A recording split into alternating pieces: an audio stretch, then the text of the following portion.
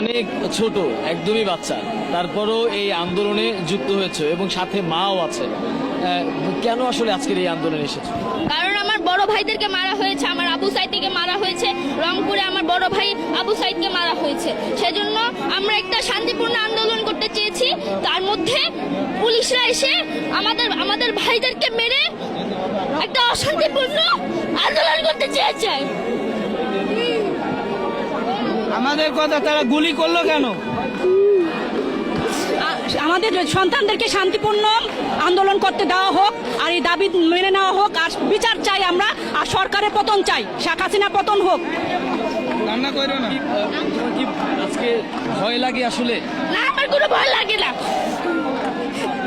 আমি এই আন্দোলনে সাফল্য অর্জন করতে চাই। এখন খালি একটাই দফা, এক দফা এক দাবি। মুগ্ধ যেভাবে আমাদেরকে শিখিয়ে গেল, মুগ্ধ যেভাবে পানি দিয়ে তার কয়েক মিনিট পরই আসলে আমাদের মাঝ থেকে হারিয়ে গেছে, মুগ্ধকে আসলে মনে পড়ে? অবশ্যই মনে পড়ে। আমরা একটা শান্তিপূর্ণ আন্দোলন করতে চেয়েছি, কিন্তু ওখানে পুলিশরা এসে আমার ভাইদেরকে মেরে অশান্তিপূর্ণ আন্দোলন করে শুরু করেছে। সেজন্য আমি এখন এই আন্দোলনে অংশগ্রহণ করব। মুগ্ধকে যারা মারলো, সাইদকে যারা মারলো, আরো বাচ্চাদের যারা মারছে, তাদের মৃত্যুর সময় যেন তাদের পানির অভাব হয়, আমরা সেই দোয়াই করবো।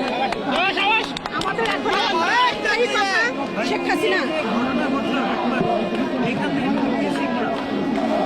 আমি এখান থেকে শিখেছি যে অন্যায় হলে এটার প্রতিবাদ করতে হবে।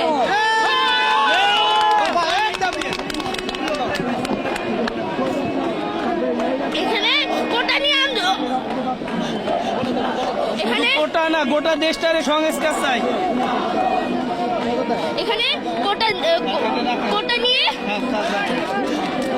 অপরাধ করা হয়েছে।